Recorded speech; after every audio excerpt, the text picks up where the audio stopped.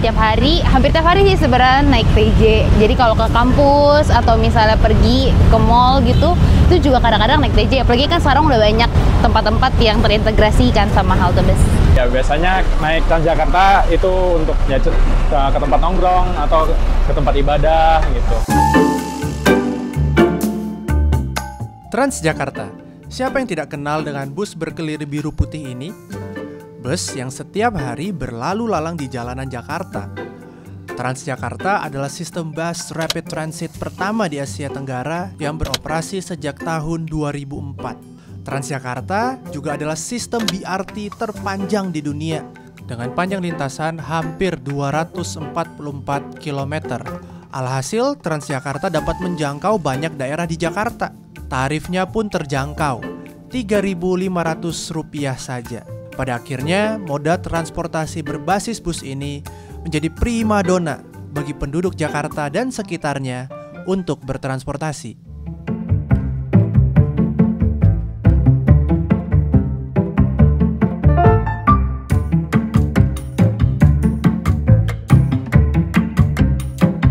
Jadi konsepnya adalah BRT itu memperkenalkan angkutan massal yang ingin setara kereta, ya, tapi dengan biaya yang tidak semahal kereta. Karena kalau kereta itu kan mahal ya. Dia jalurnya dibuat khusus, tapi dengan bis. Harapannya bisa lebih murah dari sisi bangun dan dari sisi operasinya sebenarnya. Tapi dengan kapasitas tidak serta-merta lalu setara, tapi bisa mendekati. Jadi kapasitasnya lumayan tinggi. BRT itu kalau nggak salah dia bisa sampai sekitar 15-20 ribu. Kalau bahasa teknisnya itu PPHD, jadi orang per jam per satu arah. Walaupun demikian, TJ, begitu singkatannya, masih berkutat dengan masalah yang sama sejak 20 tahun peluncurannya. Tidak sterilnya jalur khusus atau busway. Isu tidak sterilnya jalur bus Transjakarta ini bahkan sudah ada di berita sejak 11 tahun yang lalu. 11 tahun kemudian, isu ini tidak banyak berubah. Sebagai sistem bus rapid transit dengan jalur khusus, Transjakarta membutuhkan kecepatan akses pelayanan transportasi. Salah satu aspek krusial untuk mencapai sistem BRT yang ideal adalah sterilnya jalur khusus bus tersebut. Tapi sebenarnya kalau bicara ideal BRT seharusnya dia tertutup, ya, tidak terganggu lalu lintas lain, karena kan dia harus rapid ya, dan harusnya kapasitasnya bisa tinggi, frekuensinya bisa terjaga. Cukup sering ya, baik itu sama pemerintah atau bahkan sama rakyat sendiri, apalagi kayak misalnya motor gitu yang merasanya kecil terus dia bisa jalan gitu aja masuk. Nggak boleh ya masuk situ, kecuali kayak mobil-mobil yang semacam ambulans, pemadam itu nggak apa-apa karena emang itu sebuah urgensi. Ya sebenarnya seharusnya nggak perlu ya, apalagi kalau misalnya jalan yang umumnya juga luang gitu, tapi mereka justru ambil hak Transjakarta gitu. Tapi selain itu, gue rasa jadi menghilangkan esensi dari ya Transjakarta, karena emang tujuannya supaya kita bisa melewati macet karena mereka diberi jarak khusus gitu. Pengaturan mengenai jalur khusus untuk Transjakarta ini sebenarnya ada di beberapa level peraturan ya. Yang pertama itu ada di level undang-undang, itu ada Undang-Undang tentang Lalu Lintas dan Angkutan Jalan nomor 22 tahun 2009. Kemudian ada di level peraturan daerah, ada di Perda DKI Jakarta nomor 8 tahun 2007 sama Perda DKI nomor 5 tahun 2014. Kurang lebih ada di 3 level itu. Ada di 2 level, yaitu peraturan perundang-undangan dan peraturan daerah. Walaupun sudah ada peraturan yang mengatur jalur ini, pelanggaran jalur Transjakarta masih umum terjadi. Pada jam sibuk, jalur yang seharusnya steril malah jadi tempat untuk beberapa oknum merampas eksklusivitas jalur Transjakarta. Motor, mobil, baik pribadi maupun milik pemerintah sama-sama menjadi pelanggar jalur khusus ini. Jangan anggap karena macet, maka pengguna jalan nekat menerobos jalur ini. Bahkan di jam-jam sepi sekalipun masih ada aja yang melanggar. Ini menunjukkan bahwa masalahnya bukan di jam sibuk atau tidak, melainkan pelanggaran seperti ini sudah dianggap biasa. Sudah pasti lebih banyak ke negatif, karena begitu jalur bis itu tidak steril, akhirnya kan banyak kendaraan bisa masuk. Nah, kendaraan bisa masuk ini pasti potensi mengganggu flow lalu lintasnya di jalur itu pasti besar. Apalagi kalau di ujung itu ada hentian, ya, karena bis itu juga harus antri ketika dia berhenti di halte. Tidak semua halte, bahkan sebagian besar itu tidak punya jalur untuk mendahului. Artinya kalau di depannya berhenti, maka belakangnya berhenti semua. Nah, dengan bisnya itu sekarang mulai banyak, ketika ada kendaraan lain di depannya, maka artinya bis yang di belakang yang bis yang tadi berhenti itu pada akhirnya harus menunggu kendaraan-kendaraan depan ini untuk jalan. Nah, ini belum kalau ternyata kendaraan-kendaraannya sendiri saat mau pintu keluar juga kena macet atau lampu merah. Pada akhirnya bis yang di belakangnya pun jadi menunggu mereka. Jadi gangguannya itu pasti kegangguan jadwal, gangguan kapasitas, dan gangguan waktu tempuh. Sebenarnya kesel dan gregetan sih, soalnya kalau misalnya mereka masuk, kadang kan itu menghambat gitu ya. Belum lagi kalau misalnya di depan tiba-tiba ada polisi atau ditutup, terus mereka harus putar balik. Terus busnya juga nggak mau ngalah, jadi kayak itu crowded banget jalanan. Ya kesel sih, karena memang bukan haknya ya. Mereka mengambil hak orang lain ketika mereka melakukan itu gitu. Sebenarnya di satu sisi itu agak sedikit gemas ya, karena balik lagi, namanya jalur Transjakarta berarti hanya digunakan untuk Transjakarta itu sendiri gitu. Beberapa orang atau beberapa jabatan atau beberapa posisi itu mendapatkan hak utama dalam tanda kutip untuk didahulukan, maka adalah kemudian tindakan-tindakan seperti itu gitu. Nah, mungkin dari segi peraturan ini yang masih agak sedikit abu-abu dan mungkin bisa dikaji kembali ya.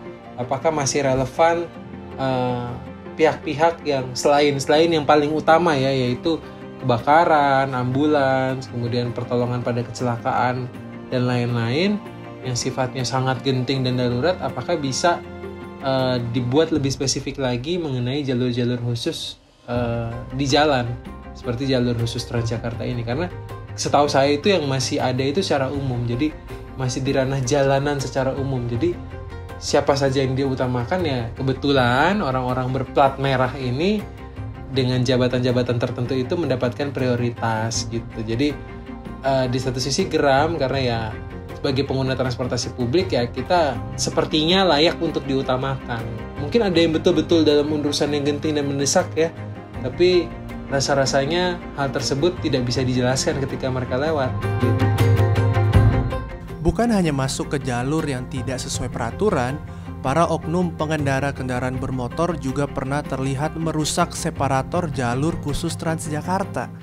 Nah, separator itu bisa kita anggap sebagai rambu gitu ya, merambu ataupun marka jalan. Nah, separator itu kita bisa golongkan sebagai rambu atau marka jalan. Nah, ada ketentuan yang mengatur untuk melindungi rambu dan marka jalan dalam ini separator. Ada di pasal 287 Undang-Undang 22 tahun 2009. Itu disebutkan bahwa setiap orang yang mengemudikan kendaraan bermotor yang melanggar aturan perintah atau larangan yang dinyatakan dalam rambu atau marka jalan, nah itu bisa dipidana. Nah, apalagi ketika kita mengakibatkan kerusakan.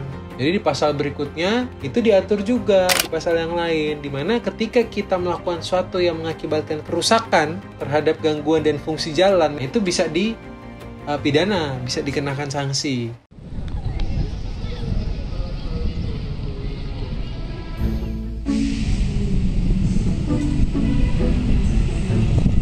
Apakah penggunaan jalur khusus Transjakarta tidak adil? Toh Transjakarta juga pakai jalur umum kok. Lagian orang lain kan juga bayar pajak. Kenapa tidak bisa pakai jalur khusus Transjakarta ya? Kalau orang berpikir hanya di jalanan, ya, hanya berpikir perebutan hak, seakan-akan memang bisa dibilang biasanya itu habis di jalan. Tapi kita harus ingat ya, orang naik kendaraan pribadi, ya, itu sudah punya kelebihan. Pertama, dia dari keluar rumah langsung naik kendaraannya langsung sampai tujuan ya. Dia tidak ada ganti kendaraan ya. Nggak ada, kecuali dia lalu lanjut angkutan umum. Tapi kalau yang full dengan kendaraan pribadi, dia artinya tidak melakukan aktivitas fisik tambahan selain mengemudi. Nah, orang yang naik angkutan umum ya itu sudah berkorban banyak sebenarnya. Pertama, dia pasti jalan kaki dari rumahnya ke titik angkutan atau dari titik angkutan akhir ke tujuan. Mereka sudah mengorbankan itu untuk mau naik ke satu kendaraan yang kapasitasnya lebih banyak. Ya, kita harus lihat bahwa bis itu, kalau kita bicara Transjakarta, bis yang single itu bisa 50 orang. 50 orang mau mengorbankan tidak bawa kendaraan sendiri, naik ke kendaraan umum. Kalau kita bicara angkutan umum itu kan efisiensi sumber daya. Sumber dayanya apa? Ruang sebenarnya, dan juga bahan bakar. 50 orang ini mau tidak membakar bahan bakar sendiri, ya, tapi kita naik kendaraan, ini kita pakai bersama. Jadi mikirnya ke arah sana sebenarnya. Walaupun memiliki sistem BRT terpanjang di dunia, pengguna transportasi umum di Jakarta masih tergolong sangat rendah. Maka, salah satu cara untuk meningkatkan penggunaan transportasi umum adalah memprioritaskan transportasi umum guna mengatasi masalah kemacetan. Keberadaan transportasi publik sebagai bentuk pelayanan publik dari pemerintah itu harus diprioritaskan. Apa langkah yang dilakukan? Langkah yang dilakukan adalah dengan menyediakan jalur khusus. Sebenarnya jalur khusus ini bisa disebut sebagai affirmative action, di mana ini adalah upaya pemerintah untuk menggalakkan atau mengarus utamakan penggunaan transportasi publik.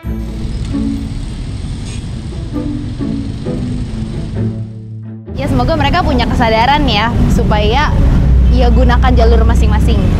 Ya memang harapannya supaya lebih dipertegas lagi dan mungkin nanti bisa setiap ininya bisa ada seperti palang ya, dan kemudian ada polisi yang jaga di situ supaya nggak diambil hak-hak Transjakarta ini. Mungkin solusinya udah beberapa terapin di beberapa tempat, tapi kayaknya setahu saya belum di semua tempat. Kayak ada pembatas yang bisa dinaik turunkan atau digeser-geser. Jadi biasanya ada penjaganya di situ. Kalau ada mobilnya penting, dibuka, dan kalau misalkan lagi kosong, ditutup supaya nggak ada jalur yang menyerobot ke situ. Atau bahkan mungkin bisa disediakan, ya, ada petugas ya gitu. Solusinya itu, ya kita harus membetulkan masyarakatnya, menyeluruh sebenarnya. Jadi, kita melihat karakter mereka. Cuman kalau kita melihat permasalahan transport di Indonesia, itu kalau dugaan saya kita nggak akan bisa menyelesaikan hanya dari sisi teknis, karena permasalahan ini representasi masalah real mereka di lapangan bagaimana ya. Kalau kita bicara orang menyerobot jalur ya, artinya sebenarnya bisa jadi kapasitas angkutan umumnya itu kurang atau susah untuk dijangkau ya, susah dijangkau. Jadi mereka terdorong naik kendaraan pribadi saja, dan ketika di jalan itu rame, mereka bisa jadi terbiasa untuk memikirkan diri sendiri ya. Kalau mau mengurangi permasalahan di transport ya kita harus ya pemerintah itu harus memanusiakan warganya gitu loh. Artinya kebutuhannya ya memang dipenuhi. Kehadiran Transjakarta adalah salah satu bentuk mengupayakan kesetaraan dalam masyarakat. Melalui kehadiran transportasi publik, semua orang bisa mengakses jalan raya. Jalan raya tidak hanya bagi mereka yang mempunyai kendaraan pribadi. Cukup membayar Rp3.500, maka masyarakat dari berbagai kalangan pun juga bisa menikmati fasilitas jalan raya. Keberadaan TJ itu menembus batas-batas kelas, menurut saya. Jadi kelas-kelas dalam masyarakat itu bisa ditembus dengan adanya TJ, di mana dia menjangkau semua pihak. Dan menurut saya sebagai transportasi publik yang dapat diandalkan oleh semua pihak, sudah sepatutnya kita prioritaskan gitu ya keberadaannya. Dalam arti kita sediakan hal-hal yang sekiranya dapat mengarus utamakan penggunaan transportasi publik, dalam hal ini TJ, sehingga nanti bisa mengurangi baik dari kemacetan, kemudian nanti efek-efek berikutnya yaitu polusi udara, bahkan efek-efek yang lebih jauh daripada itu yaitu kemiskinan struktural gitu, karena tadi keberadaan TJ itu menembus batas kelas.